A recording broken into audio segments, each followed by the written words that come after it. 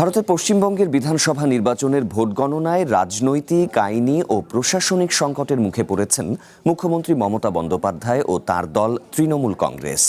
বৃহস্পতিবার রাতে EVM strong রুমের নিরাপত্তা নিয়ে নজিরবিহীন হট্টগোল এবং পাল্টাপাল্টি অভিযোগে রাজ্য রাজনীতিতে চরম উত্তেজনা বিরাজমান।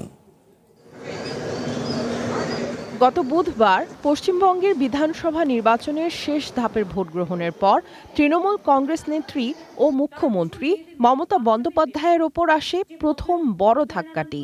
একাধিক বুথ ফেরত জরিপে পশ্চিমবঙ্গে তৃণমূলের ১৫ বছরের শাসনের অবসানের ইঙ্গিত দেয়া হয়। শুধু পিপলস পালস নামে একটি সংস্থার জরিপ তৃণমূলের প্রত্যাবর্তনের পূর্বাভাস দিলেও বেশিরভাগই বিজেপিকে এগিয়ে রেখেছে।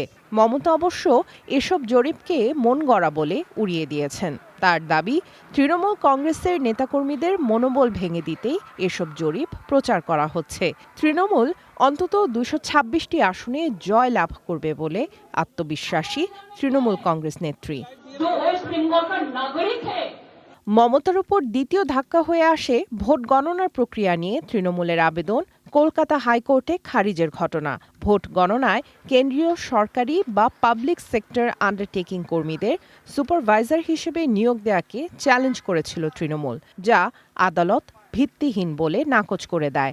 এছাড়া দক্ষিণ কলকাতার একটি গণনা কেন্দ্র সরানোর বিরোধিতাও করেছিল তৃণমূল, কিন্তু আদালত এই স্থানান্তরকে বৈধ বলে রায় দেয়। নির্মাণে নাম্বার 1 শাহ সিমেন্ট। সবচেয়ে নাটকীয় ঘটনাটি ঘটে বৃহস্পতিবার গভীর রাতে।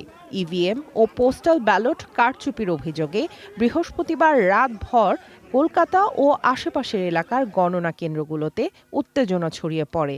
কারচুপির অভিযোগ পেয়ে ভবানীপুরের শাখাওয়াত মেমোরিয়াল স্কুলে ইভিএম স্ট্রং রুমে প্রায় ৪ ঘন্টা অবস্থান করেন মুখ্যমন্ত্রী মমতা বন্দ্যোপাধ্যায়। পরে বাইরে বেরিয়ে পুলিশ ও নির্বাচন কমিশনের বিরুদ্ধে একপাক্ষিক আচরণের অভিযোগ করেন।